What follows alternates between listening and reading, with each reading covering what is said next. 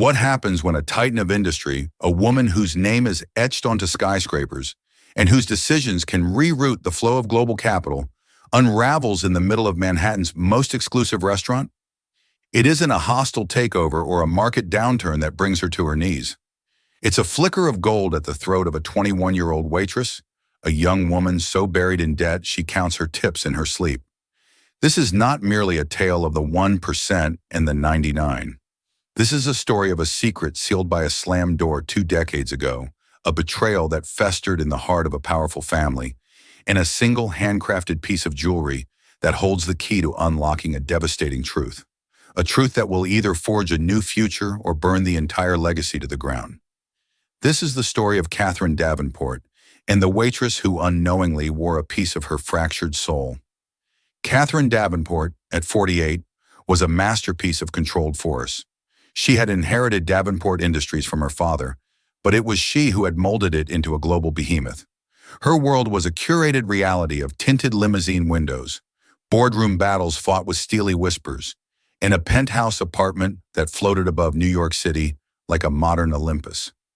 Her emotions were assets to be managed, liabilities to be contained. Grief was a line item she had written off years ago. Yet tonight was different. Tonight she was dining at Aria, a restaurant so exclusive its reservations were a form of currency among the city's elite. It was a calculated performance, a dinner with a rival magnate, Richard Sterling, a man whose empire she intended to absorb by dessert. She was a predator in her natural habitat, dressed in a severe yet elegant graphite-colored dress, her only adornment a pair of diamond earrings that cost more than a suburban home. She was dissecting Sterling's proposal, her mind a cold abacus of profit and loss, when a young woman approached their table. "More water, Mr. Sterling?" the waitress asked, her voice soft and slightly hesitant. Catherine didn't look up at first. The staff at Aria were trained to be ghosts, efficient and invisible.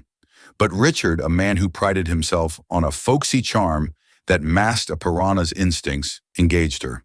"Thank you, dear. It's a warm night for a negotiation, isn't it?" "Yes, sir," the waitress murmured, her attention on her task. As she leaned forward to pour the water, the soft, strategic lighting of the restaurant caught a glint of gold just below the hollow of her throat. It was a pendant on a fine, delicate chain. Not a mass-produced trinket, but something unique, artisanal. It was a small, intricately detailed firefly, its tiny abdomen crafted from a single, luminous piece of Baltic amber. Catherine's breath snagged in her chest. The polished silver of her water goblet felt suddenly slick in her grip. The carefully constructed walls of her composure, built brick by painstaking brick over 22 years, began to tremble. It wasn't possible. It was a ghost, a hallucination brought on by stress and lack of sleep. There was only one firefly pendant like that in the entire world. She knew because she had commissioned it herself. She had sat with a reclusive Florentine jeweler for a week, sketching the design on vellum, insisting the amber capture the exact color of a summer sunset. A 26th birthday present for her wild, brilliant, lost younger sister, Lily. The necklace. Catherine's voice was a raw, unfamiliar rasp. It cut through the polite murmur of the restaurant, causing Richard Sterling to pause mid-sentence, his fork hovering over his plate. The waitress straightened up, a look of startled confusion on her young, tired face. Her name tag pinned neatly to her black uniform read Maya. She instinctively touched the firefly, her fingers closing around it protectively. "Oh, I'm sorry. Is it against the dress code? I can take it off." "No," Catherine said, the word cracking. She pushed her chair back, the legs scraping harshly against the marble floor. Her eyes, the sharp, analytical tools of her trade, were now clouded with a gathering storm of emotion she hadn't felt since her 20s. She stared at the pendant, her memory supplying every detail the distance obscured. The tiny, almost invisible inscription on the back of one silver wing. "Loose Maya, my light." "Where did you get that?" The question was not a polite inquiry. It was a raw, desperate demand, stripped of all corporate polish. Maya took a half step back, intimidated by the sudden, terrifying intensity of the powerful woman before her. The entire restaurant seemed to hush, turning to look at their table. It, it was my mother's, Maya stammered, her hand still shielding the pendant. She gave it to me before she passed away. Your mother? Catherine's mind was a maelstrom. Lily, the shouting match in the foyer of their family home. The accusations. You only care about the Davenport name. You don't care about me. The slam of the front door echoing into a silence that had lasted for 22 years. Catherine rose to her feet, her movements unsteady. The carefully maintained facade of the unshakable CEO was not just cracking, it was shattering. She reached a trembling hand across the table, not towards Maya, but towards the golden firefly, as if it were the only solid thing in a dissolving world. Please, Catherine whispered, and the sound was so broken, so full of anguish, that it startled even herself. I need to know. What was your mother's name? Maya's brow furrowed with genuine concern. This impeccably dressed, powerful woman was visibly disintegrating in front of a room full of Manhattan's most influential people. Ma'am, are you okay? Should I get some water? Her name, Catherine insisted, her voice rising, drawing shocked stares. A single hot tear escaped her eye, tracing a path through her flawless makeup. Then another, and another. The Titan, the Queen of Commerce, Catherine Davenport, stood in the center of Aria and began to weep. A silent, convulsive breakdown that shook her entire body, all for a waitress's necklace.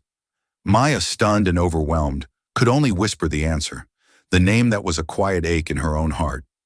Her name was Sarah Collins. The name meant nothing to Catherine. A blank, a dead end. The flicker of impossible hope died, and the grief crashed over her with renewed force.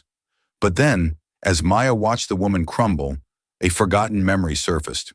Her mother, weak in her hospital bed, pressing the necklace into her hand. My real name didn't matter, Maya. Sarah Collins was a good name, a safe name, the name of the woman who raised me. Maya's eyes widened. She had never understood what it meant. It had been one of her mother's cryptic, pain-filled pronouncements. But now... Wait, Maya said, her own voice trembling as a wild, terrifying possibility bloomed in her mind. She once told me that wasn't her birth name. She said she was born a Davenport. The world stopped. Catherine's head snapped up, her tear-filled eyes locking on Maya's. The name, whispered in the hushed opulence of Aria, was a lit match dropped on a trail of gasoline. Lily Davenport. The silence in the car was thick enough to be a third passenger. It was a custom Maybach, a silent leather-lined cocoon that glided through the city streets. Maya sat rigidly on the plush seat, the unfamiliar luxury feeling alien and abrasive against her skin. She had been bundled out of Aria so quickly, her manager's bewildered face the last thing she saw. Beside her, Catherine Davenport stared out the window, her tears dried, but her face a pale mask of shock and profound sorrow. They arrived at a sleek, modern skyscraper in Tribeca. A private elevator ascended directly into Catherine's penthouse, a sprawling space of glass, steel, and minimalist art that felt more like a modern museum than a home. The view of the glittering city skyline was breathtaking, a panorama of power that made Maya feel infinitesimally small. A man was waiting for them as the elevator doors opened. He was in his early 60s with a quiet, watchful demeanor and the impeccably tailored suit of a man who missed nothing. His face, etched with lines of concern, was directed at Catherine. Arthur, Catherine said, her voice heavy, something has happened. I gathered as much when you left Mr. Sterling with a half-eaten lobster and avoided contract, he replied, his voice a calm baritone. His sharp, intelligent eyes flicked to Maya, assessing her worn sneakers, her cheap black slacks, her state of bewildered shock. It was not a hostile look, but a deeply analytical one. This is Arthur Sterling, Catherine said to Maya, gesturing to the man. My head of security and the only person I trust. Arthur, this is Maya. She was wearing Lily's necklace. Arthur's professional mask slipped for a fraction of a second. A flicker of something, pain, memory, regret, crossed his face before it was gone. He had been the head of the Davenport family's security for 30 years. He had been on duty the night Lily Davenport vanished. Catherine led Maya to a seating area with stark white sofas and a glass table. She finally sank into one, her body seeming to deflate. "Please sit." Maya perched on the edge of the sofa, the firefly pendant feeling like a lead weight on her chest. "I don't understand any of this," she whispered. "That necklace," Catherine began, her gaze fixed on it. "I gave it to my sister, Lily, for her 26th birthday. A week later, she was gone." She began to tell the story, her voice low and laced with a pain that 22 years had failed to numb. Lily was the opposite of Catherine, a free spirit, an artist, a musician who cared more for lyrics than ledgers. She was the heart of the family, while Catherine was its calculating mind.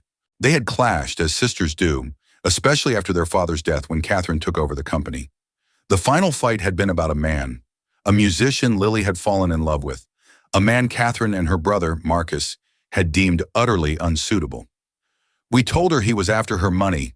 We threatened to cut her off," Catherine confessed, shame coloring her words. "She said we were trying to own her, not love her. She packed a bag and walked out. We thought she'd be back when her money ran out, but she never touched her trust fund. She just disappeared." Maya listened, her own life story being rewritten with every word. Her mother, Lily, had raised her alone in a series of cramped apartments. She had been a fiercely loving but deeply melancholic woman, working as a music teacher and gigging in smoky bars to make ends meet. She always said Maya's father had died before she was born, and that her own family was long gone.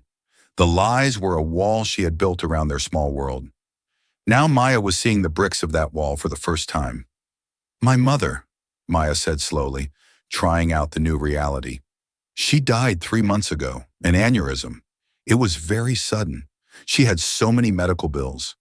I've been working double shifts ever since."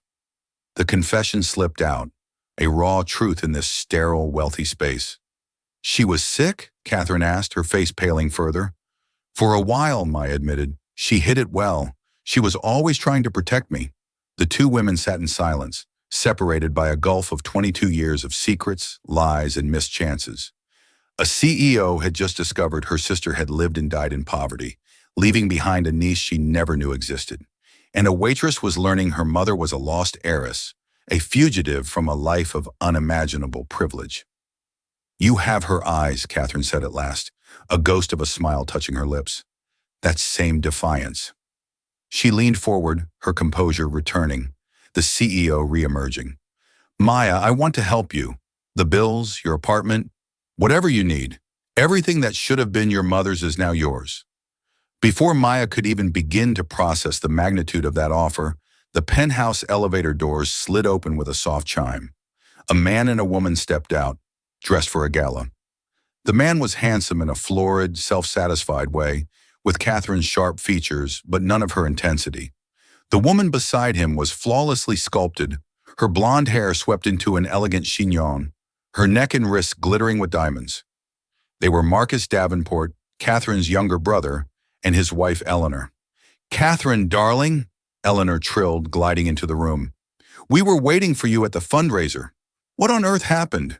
We heard you caused quite a scene at—" Her voice trailed off as her cold, appraising eyes landed on Maya. She took in the cheap uniform, the exhausted face, the entire picture that screamed out of place. Marcus's smile was equally dismissive. "Catherine, who is this?" he asked, his tone less a question and more an accusation. "Arthur said you had an emergency. This doesn't look like an emergency. It looks like you brought the help home." The casual cruelty of his words made Maya flinch. Catherine stood up, her spine straightening, the matriarch of the Davenport clan reasserting her authority. The moment of vulnerability was over. "Marcus, Eleanor, this is Maya Collins." She paused, letting the silence stretch, before delivering the blow. "She is Lily's daughter, my niece." The statement detonated in the quiet room. Eleanor's perfectly made-up face froze in a mask of disbelief. Marcus let out a short, barking laugh. "Lily's daughter? Catherine, have you lost your mind? Lily ran off with some deadbeat musician 2 decades ago. This is preposterous." "It is not preposterous," Catherine said, her voice dangerously quiet. "Look at her necklace. It's the firefly, The one I gave Lily. Eleanor drifted closer, peering at the pendant as if it were a curious insect. A piece of jewelry? Please, Catherine. That proves nothing. It could be a copy, it could be stolen. This girl is obviously a clever little grifter who has preyed on your sentimentality. The accusation, so bald and vicious, ignited a spark of anger in Maya. She found her voice shaky but firm. I am not a grifter. I didn't ask for any of this. I was at my job. Silence, Marcus snapped, waving a dismissive hand at her. He turned back to his sister, his expression a mixture of condescension and concern. Catherine, listen to yourself. You're being emotional. A waitress spins a sob story, flashes a trinket, and suddenly you're ready to welcome her into the family? Think of the scandal. Think of the Davenport name. I am thinking of my family, Catherine shot back, her voice ringing with newfound conviction. My blood, Marcus. Something you seem to have forgotten. Her alleged blood, Eleanor corrected smoothly, placing a manicured hand on her husband's arm. A claim like this requires proof. Real proof, not a tearful reunion over a piece of costume jewelry.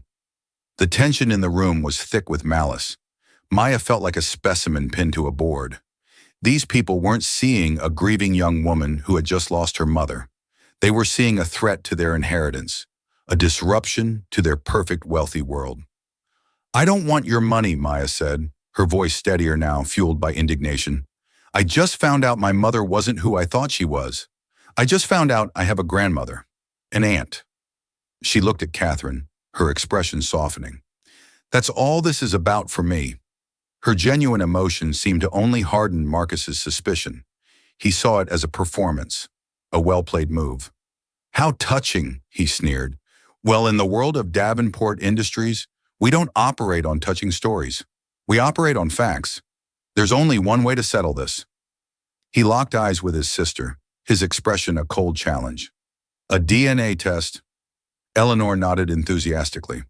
Precisely. A legally binding, scientifically verified test. We'll have our attorneys handle everything. We'll use the top lab. There will be no room for fraud. The word fraud was aimed directly at Maya. She felt the sting of it, the humiliation. This night had gone from shocking to surreal to terrifying. She just wanted to go home to her tiny, shabby apartment, to a world that made sense. Catherine looked at Maya, her expression apologetic but resolute. He's right, Maya, not because I have any doubt. In my heart, I know who you are. But to silence them, to make it official, undeniable, for your sake. Maya felt a trap closing around her. To refuse would be an admission of guilt. To agree was to step deeper into this viper's nest. She thought of her mother's unpaid hospital bills, the eviction notice she knew was coming. A life without that constant, grinding worry was an impossible dream. But at what price? She took a deep breath and met Marcus's icy glare. Fine, she said, her voice clear and strong. Do the test. You'll see. Marcus gave a curt, triumphant nod. Excellent. Our lawyer will be in touch tomorrow to arrange for the samples. He then turned to Catherine, his tone proprietary. And until those results are in, you are not to give this woman a single cent. This is clearly an elaborate shakedown, and we won't have the family fortune depleted by a con artist. She will be staying here, in this house, as my guest, Catherine declared, her voice ringing with an authority that brooked no argument. A flicker of fury crossed Marcus's face before he masked it with a tight smile. As you wish, Catherine, but don't say we didn't warn you. With a final contemptuous look at Maya, Marcus and Eleanor turned and swept back into the elevator, their victory palpable. The faint possibility of a warm reunion had been extinguished, replaced by the cold, clinical reality of what was to come. Maya wasn't just discovering a family. She was being drawn into a war she had no idea how to fight. The following week was a masterclass in psychological torment. The penthouse, with its panoramic views and priceless art, became Maya's gilded cage. The household staff, loyal to Catherine but intimidated by Marcus, treated her with a frigid, formal politeness that was more alienating than open hostility. She was a guest who was not welcome, a ghost haunting the halls of a life that wasn't hers. Catherine, to her credit, tried to bridge the chasm of time and class. She would sit with Maya for hours, asking about Lily's life, her face a canvas of regret, as Maya described their small, love-filled, but perpetually struggling existence. She showed Maya old photo albums, filled with images of a smiling, vibrant Lily before she had vanished. A fragile, tentative bond began to form between them, woven from shared memories of a woman they had both loved and lost in different ways. But Marcus and Eleanor were relentless. They saw Catherine's growing affection for Maya not as a healing process, but as a catastrophic failure of judgment. Their visits to the penthouse became more frequent, their presence a constant, poisoning drip of suspicion. "She's playing on your grief, Catherine," Marcus would say, his tone one of feigned concern. "It's a classic long con. She's patient. She'll wait for the DNA results, and then the floodgates will open. She'll want a house, a trust fund, a seat on the board." "She hasn't asked for anything," Catherine would counter, though a sliver of doubt, planted by her brother's ceaseless campaign, began to take root in the back of her mind. She was a businesswoman, trained to see angles and motives in everyone. Was it possible she was being blinded by hope? Maya, meanwhile, felt the weight of their scrutiny in every interaction. One afternoon, she was looking at a framed photograph of Lily in the grand hallway. Lily was laughing, her head thrown back, the firefly pendant bright against her skin. "She was always so dramatic," Eleanor's voice, sharp and cold, came from behind her. Maya turned to see her aunt by marriage watching her, a cruel little smile on her lips. Always the center of attention, it's no surprise she ran off. She couldn't stand not being the star of the show. "It seems you've inherited her flair for the theatrical." "I'm not being theatrical," Maya said quietly. "I'm just trying to understand." "Oh, I think you understand perfectly," Eleanor purred, stepping closer. "You understand that you've stumbled upon the lottery ticket of a lifetime. A word of advice from someone who knows how this world works. Take a settlement. Once the DNA is confirmed, Catherine will offer you a generous one to make you go away. A few million. Take it. Because if you try for more, if you try to become a Davenport Doe, we will crush you. We will find every mistake you have ever made, every secret you have ever kept, and we will burn your life to the ground. You will wish you had never laid eyes on that necklace." The threat was naked, a venomous promise. Maya stared back, horrified but resolute. "This isn't about money." Eleanor let out a tinkling, mirthless laugh.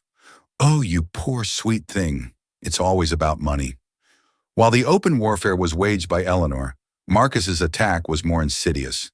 He knew he couldn't wait for the DNA results. He had to neutralize Maya before she became an official, irrefutable part of the family. He made a call to a man who specialized in creating problems and solutions, a private investigator named Finch, a man who operated in the city's grayest moral shadows. "I need you to find something on a girl named Maya Collins," Marcus instructed over a burner phone. "Something that proves she's untrustworthy. A criminal record, a history of fraud, anything." "And if there's nothing to find?" Finch's voice was gravelly. "Then you get creative," Marcus said coldly. "Everyone has a price. Find someone from her past, an old boss, an old landlord. Give them a reason to remember something unpleasant about her, something that makes her look like a thief." Finch went to work. Maya's life, however, was disappointingly clean. She was a hard worker, well-liked by her colleagues at Aria, and had no criminal history. But Marcus's suggestion had planted a seed. Finch found the manager of a small coffee shop where Maya had worked a year ago. The man, drowning in gambling debt, was more than receptive to Finch's offer. For $50,000 in cash, he was willing to sign a sworn affidavit. The affidavit would state that Maya Collins had been fired for skimming from the register. He would claim he hadn't pressed charges out of pity because she was a young girl with a sick mother. It was the perfect lie, plausible, damning, and designed to paint Maya as a desperate thief who preyed on kindness. Unaware of the storm gathering around her, Maya was focused on a puzzle of her own. Catherine, in an attempt to connect Maya with her mother's past, had given her a small box of Lily's old belongings they had found preserved in a storage room. It contained sketchbooks, poetry journals, and a few letters. Maya spent an afternoon looking through them. Lily's handwriting was a beautiful, flowing script, full of expressive loops and flourishes. As an avid reader of historical biographies, Maya had developed a casual interest in graphology, the analysis of handwriting. She had a dog-eared paperback on the subject she'd read a dozen times, fascinated by how a person's character could be revealed in the slant of their T's or the curve of their G's.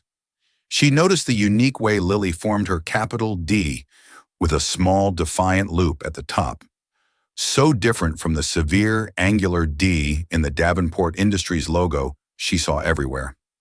She also found a birthday card Lily had written to Marcus a year before she disappeared. The inscription was warm and affectionate. As Maya looked at Marcus's signature on the card, she felt a strange sense of something.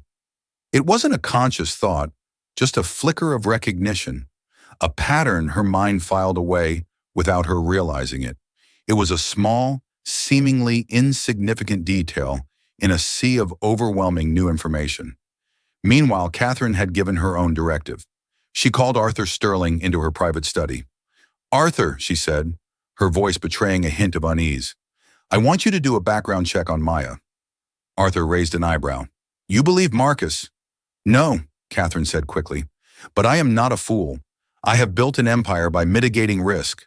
My brother is right about one thing. This situation requires due diligence. I am letting my heart lead me, but my head needs to be sure. Look into her, quietly. I need to know there are no unpleasant surprises." Arthur nodded, a grim set to his jaw. He had failed to protect Lily 22 years ago. It was a failure that had haunted his entire career. He would not fail Catherine now. He began his own investigation, a thorough and professional inquiry that would soon put him on a collision course with the shadowy work of Finch. He started by going to Aria, and what he heard from Maya's co-workers painted a picture not of a thief, but of a loyal, hard-working young woman who often gave her tips to a busboy struggling more than she was. The two investigations, one seeking to manufacture a lie and the other to uncover the truth, were now running on parallel tracks, destined to collide at the worst possible moment. The day the DNA results were scheduled to arrive, the penthouse felt like a pressurized cabin. Catherine had summoned everyone: Maya, Marcus, and Eleanor. Even Arthur Sterling stood discreetly by the floor-to-ceiling windows, his presence a silent testament to the gravity of the occasion. The family lawyer, a portly, serious man named Mr. Hemlock, arrived carrying a single sealed envelope. He placed it on the glass coffee table with the solemnity of a judge delivering a verdict. "As requested," he began, his voice dry, "the results from the lab are conclusive." Marcus leaned forward, a predatory gleam in his eyes. Eleanor sat beside him, the picture of cool confidence. Maya's heart hammered against her ribs. This single piece of paper would either validate her entire existence or brand her a liar forever. Mr. Hemlock broke the seal and unfolded the document. He cleared his throat. "The probability of a avuncular relationship between the subject, Maya Collins, and Marcus Davenport, based on the provided samples, is 99.998%. Furthermore, the mitochondrial DNA analysis confirms a direct maternal lineage to Catherine Davenport's mother, establishing without scientific doubt that Maya Collins is the daughter of the late Lily Davenport." A choked sob escaped Catherine's lips. She reached across the sofa and pulled Maya into a fierce, trembling hug. "I knew it," she whispered into Maya's hair. "I knew it." Relief, pure and overwhelming, washed over Maya. Tears streamed down her face as she hugged her aunt back. It was true, it was all true. But their moment was brutally short-lived. "Well," Marcus said loudly, clapping his hands together in a grotesque parody of celebration, "that's wonderful news, a cause for a real family celebration." He stood up, a file folder in his hand. "And in the spirit of family and of honesty, I believe there is one more piece of business we must address before we welcome our newest member." Catherine pulled back from Maya, her smile fading into a frown of confusion. "Marcus, what are you doing?" "My own due diligence, sister," he said, his voice dripping with false sincerity. "Protecting the family, just as you taught me." He opened the folder. "While we were waiting for these results, I was made aware of a rather disturbing incident from our dear Maya's past." He pulled out a single sheet of paper. "This is a sworn affidavit from a Mr. Gerald Finney, the manager of the Daily Grind coffee shop. He states that he was forced to terminate Ms. Collins's employment last year for repeatedly stealing from the cash register. The accusation hung in the air, thick and poisonous. What? Maya gasped, her blood running cold. That's a lie. I was laid off because of budget cuts. I never stole anything in my life. Ah, but Mr. Finney tells a different story, Marcus continued, his eyes gleaming with triumph. He says he didn't press charges because he felt sorry for you and your sick mother. A classic tale of preying on a good man's sympathy. It seems you have a history of manipulating people for money. He threw the affidavit onto the coffee table. It landed face up. Maya's eyes were drawn to the bottom of the page, a spidery, barely legible signature next to the name Gerald Finney. Catherine looked from the document to Maya's horrified face, and then to her brother's smug expression. The seed of doubt Marcus had so carefully planted was now being watered with what looked like undeniable proof. Her business instincts, the ones that screamed, "Never trust anyone completely," warred with the powerful emotional pull she felt towards Maya. "Maya, is this true?" Catherine asked, and the hesitation in her voice was like a physical blow. That flicker of doubt in her aunt's eyes broke something inside Maya. After a week of suspicion and hostility, after being stripped bare and examined like an insect, this was the final cut. "You believe him?" she whispered, her voice choked with hurt. She saw the conflict on Catherine's face, the agonizing uncertainty. And in that moment, Maya knew she couldn't live like this. She wouldn't. Before she could say another word, Arthur Sterling, who had been silent until now, Arthur Sterling took one deliberate step forward, his quiet presence suddenly commanding the entire cavernous room. His voice, when it came, was not loud, but it cut through the toxic silence with the clean, cold efficiency of a scalpel. "If I may, Mr. Davenport." Marcus, whose face was a bloated mask of triumphant rage, whirled on him. "This is a family matter, Arthur. You are staff." "On the contrary," Arthur replied, his gaze as steady and unyielding as the granite bedrock beneath the city. "Ms. Davenport tasked me with conducting my own inquiries into this very matter. A parallel investigation, if you will." His eyes, missing nothing, flickered from Marcus's apoplectic face to the forged affidavit on the table. "I also spoke with Mr. Gerald Finney. He produced a small, professional-grade digital recorder and placed it on the glass table next to the offending document. This is a recording from my conversation with him 2 days ago. In it, he refers to Maya as one of the most honest kids he's ever had the misfortune of letting go. He sounds quite regretful." Arthur paused, letting the implication settle like dust. It seems his memory has become quite creative in the last 48 hours. He then placed a slim, unmarked manila folder beside the recorder. "These are Mr. Finney's bank statements for the past month, acquired through a contact in financial forensics. They show a single anomalous cash deposit of $50,000 made yesterday afternoon. The deposit was made from a numbered company, a shell corporation which, after a few hours of unraveling its deliberately tangled ownership, I traced back to a private investigator named Julian Finch. An investigator, I might add." Arthur's voice dropped, each word a precisely placed nail in Marcus's coffin. "Who has been on your personal, off-the-books payroll for the last 5 years, Marcus." A profound, deathly stillness descended upon the room. The hum of the city outside seemed to vanish. Marcus's face drained of all color, leaving behind a waxy, mottled pallor. Eleanor's perfectly sculpted mask of composure did not crack. It shattered, her manicured hand flying to her mouth in a gesture of pure, undisguised panic. But Maya was not looking at them. The hurricane of betrayal, of hurt, of Catherine's momentary doubt had receded, leaving behind a strange, preternatural calm. The fury was still there, a hot coal in her gut. But it was focused now, honed to a fine point. She looked past the manufactured evidence, past the obvious conspiracy. She looked at Marcus, truly looked at him, and she saw the ghost of a story her mother had never fully told. She saw the sneer, the casual cruelty, the possessive entitlement that saw another human being not as family, but as a threat to be neutralized. It wasn't about the money, was it? Her voice was quiet, yet it resonated with an authority that stunned them all, including herself. Not just the money. My mother, she didn't run away from wealth. She ran away from this. She gestured around the opulent room, a gesture that encompassed not the art or the view, but the suffocating atmosphere of control. She ran away from being a piece on your chessboard, from being told who to love, how to live, what to feel. She ran from the idea that the Davenport name was more important than her own heart. She took a step toward Marcus, her eyes, Lily's eyes, locking onto his. You didn't see a niece walk into that restaurant. You saw a disruption. You saw a loose end, a narrative you couldn't control. You saw my mother all over again, and you did the only thing you know how to do. You tried to crush her.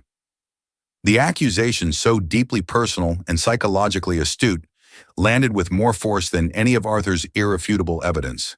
It bypassed the crime and went straight to the motive, to the sickness at the heart of their family. It was then that Catherine moved. The doubt, the conflict that had flickered in her eyes was gone, replaced by a cold, incandescent certainty. She rose to her feet, not with the explosive rage of their last argument, but with the terrifying calm of a glacier preparing to calve. She stared at her brother, the man with whom she had shared a childhood, a legacy, and a lifetime of secrets. She saw him now as a stranger, a hollowed-out man consumed by envy and fear. "Get out," she said. The words were barely a whisper, yet they held the absolute finality of a death sentence. "Catherine, you can't be serious," Marcus sputtered, his desperation clawing its way back. "She's a nobody, a waitress. I have given my entire life to this company, to you. You have given your life to your own reflection, Marcus."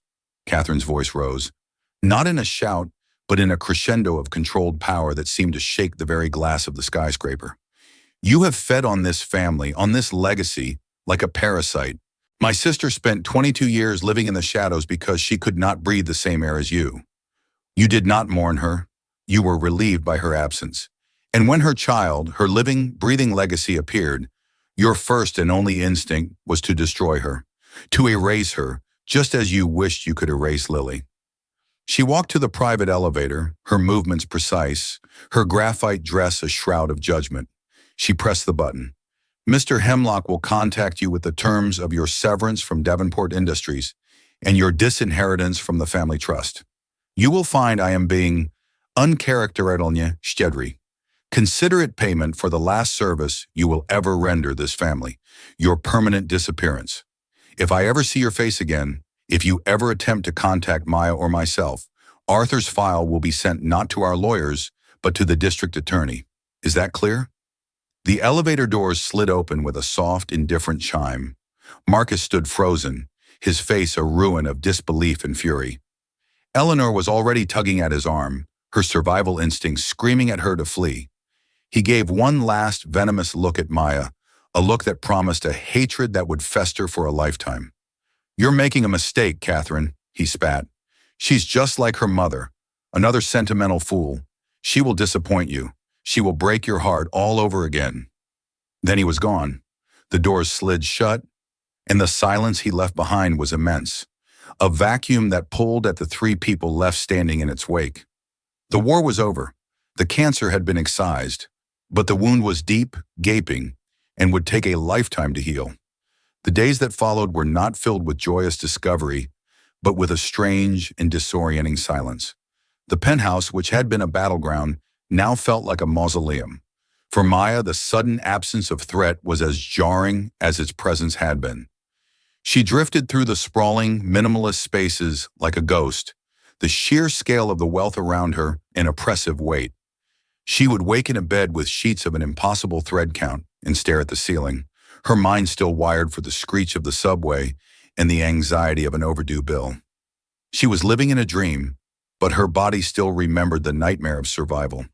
Catherine, retreating into the familiar armor of work, threw herself into the legal and financial demolition of her brother's life with a ruthless efficiency that was both terrifying and necessary. But when she emerged from her office in the evenings, Maya could see the toll. The matriarch, the titan, looked breakable. She had not just lost a corrupt brother, She had lost the last remaining pillar of the family she'd grown up with. She had chosen her niece, her sister's ghost, over living flesh and blood, and the gravity of that choice haunted the quiet dinners they shared, their conversations stilted and cautious, two strangers bound by blood and tragedy, terrified of making a wrong move. One morning, Maya woke before dawn, the city a tapestry of glittering light below. She couldn't breathe. She dressed in her old clothes, the worn jeans and faded t-shirt that still smelled faintly of her tiny apartment's laundry detergent, and slipped out. She took a cab back to her old neighborhood, a desperate pilgrimage to a life that no longer existed. She stood on the pavement across from her building, watching the new tenants move in.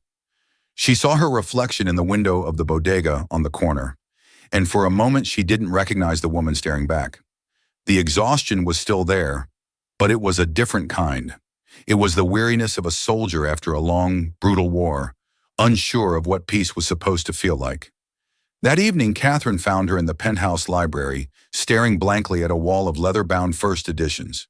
"I don't belong here," Maya whispered, the words she had been holding back for days finally spilling out. "I feel like I'm wearing a costume. Every minute, I'm waiting for someone to tap me on the shoulder and tell me to get back to my shift." Catherine didn't offer platitudes. She didn't speak of birthrights or destiny. She simply sat down in the armchair opposite her. "I spent 22 years feeling the same way," she confessed, her voice low and raw. "After Lily left and Father died, I walked into the boardroom wearing his suits, trying to fill his shoes. Every man in that room was waiting for me to fail. For years, I felt like an imposter in my own life. I learned to build walls," Catherine Davenport, the CEO. "It was a role I played. It took a long time for the role to become real." She looked at Maya, her eyes filled with a sad, profound understanding. "The difference is you are not an imposter, Maya. You are just unaccustomed. We need to go back to the beginning." The next day, Arthur drove them out of the city deep into the rolling green hills of Connecticut to the original Davenport estate. It was a place Catherine hadn't visited since before Lily had left. It had been maintained by a small staff, but was otherwise preserved in amber, a monument to a past she had tried to outrun. She led Maya up a winding staircase to the attic. At the far end, under a large Palladian window, was a door. "This was her studio," Catherine said, her hand hesitating on the brass knob. "No one has been inside since she left." The air inside was thick with the scent of turpentine, linseed oil, and thyme. Dust motes danced in the shafts of afternoon light. Canvases, draped in yellowed muslin sheets, stood like silent sentinels on easels. Jars crowded with stiff, dried brushes lined the shelves. It was a sanctuary, a time capsule. Together, in a silence that was reverent, they began to lift the cloths, and Lily Davenport came roaring back to life. The paintings were an explosion of color and emotion. Not the quiet, melancholic woman Maya knew, but a vibrant, passionate, furious soul. There were chaotic cityscapes, intimate portraits of musicians in smoky clubs, and vast abstract canvases that swirled with joy and rage. In a corner, tucked away, was a small, locked chest. Arthur, with a practiced hand, picked the simple lock. Inside, beneath a stack of sketchbooks, was a bundle of letters, tied with a faded velvet ribbon. They were addressed to Catherine. All of them were unsent. They sat on the dusty floor of the studio, the late afternoon sun warming their backs, and Catherine read her sister's words aloud. Her voice, usually so strong and certain, trembled and broke as she gave voice to the ghost that had haunted them both. The letters told the story of the missing years. Lily wrote of the fear and the freedom of her new life, of changing her name to Sarah Collins, the name of a kind librarian who had helped her in the early days. She wrote of falling deeper in love with Maya's father, a brilliant but troubled musician who died in a car accident just months before Maya was born.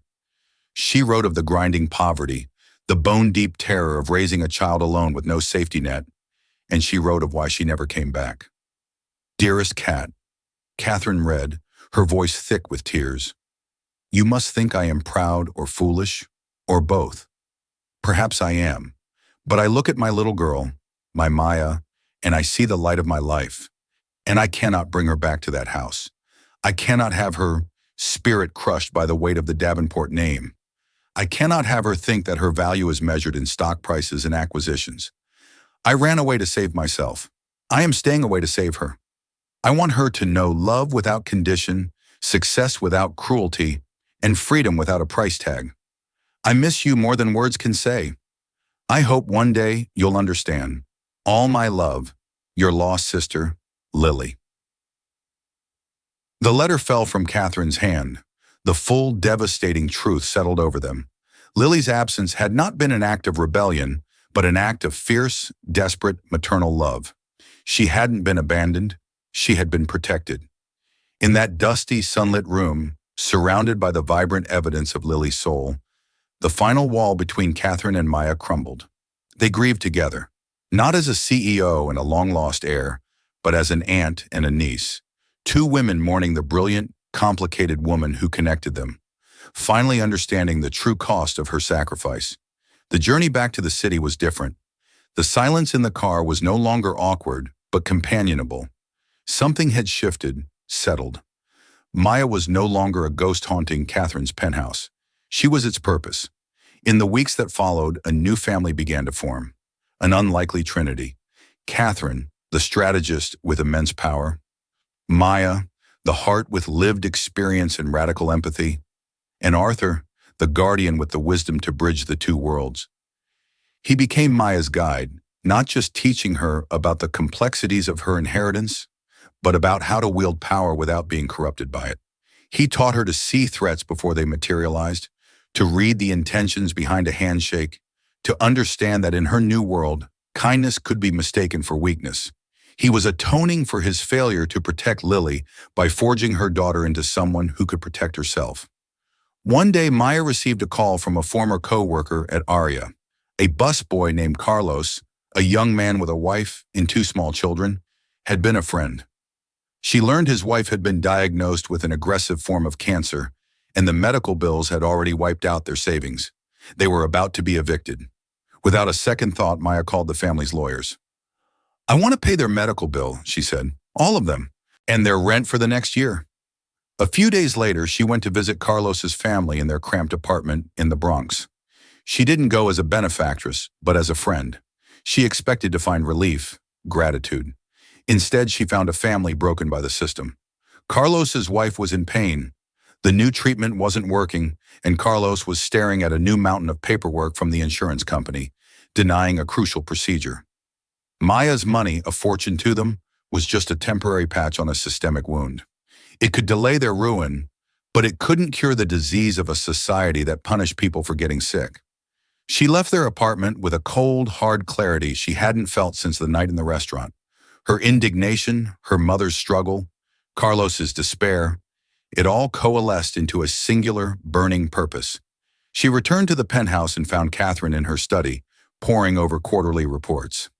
"I know what I want to do," Maya said, her voice ringing with a conviction that made Catherine look up from her work. "The Davenport Foundation. Marcus used it for tax shelters and vanity projects. I want to burn it to the ground and build something real." She laid out her vision, born from her own raw pain in Carlos's quiet desperation. Not a foundation that gave handouts, but one that fought back. An initiative that would provide not just direct financial relief for families crushed by medical debt, but a team of ruthless, high-powered lawyers, the kind of lawyers that Davenports used to crush their rivals, to fight the insurance companies on their behalf. It would be a weapon funded by the system to be used against the system itself. She would call it the Lily Initiative, not a memorial to her mother, but a continuation of her fight. Catherine listened, her expression unreadable. When Maya finished, a slow smile spread across her face. It was the first genuine, unguarded smile Maya had ever seen from her. It transformed her. In that smile, Maya saw not the titan of industry, but a proud older sister. "Marcus always said Lily was a bad investment," Catherine said, her voice full of wonder. "He was wrong. She was just ahead of her time. Her return on investment is staggering." She stood up and walked to the bar, pouring 2 glasses of amber liquid. "To the Lily Initiative," she said, handing a glass to Maya. "May it be a holy terror." Months later, they stood on the penthouse terrace, the city sprawling beneath them like a field of fallen stars. The Lily Initiative was in full motion, already a feared and respected name in patient advocacy circles. Maya had found her voice, not in the boardrooms Catherine frequented, but in hospital waiting rooms and community centers. The firefly pendant rested against her skin, its amber warm from her body heat. It was no longer a mystery, no longer just a link to the past. It was a compass. I used to think power was about control, Catherine said softly, watching the endless flow of traffic on the bridges below. About building walls so high that nothing could ever hurt you. I built a fortress, and all I did was trap myself inside it. She turned to Maya. You and your mother, you taught me that true power isn't about control. It's about connection.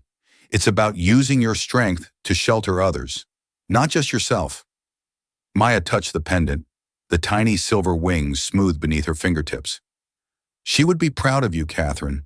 She would be proud of us, Catherine corrected, her eyes shining with an emotion that was no longer just grief, but a fierce, brilliant pride. She reached out, her fingers gently grazing the necklace. Loose Mia, she whispered, the familiar words now holding a new, expanded meaning. My light. It was no longer just about Lily or Maya. It was about the light they were creating together. A legacy not etched in steel and glass, but built from empathy, forged in righteous anger, and dedicated to the simple, radical belief that no one should have to walk through the darkness alone. The waitress and the CEO, the niece and the aunt, stood together as equals, watching over their city, their purpose finally clear, guided home by the quiet, unwavering glow of a golden firefly.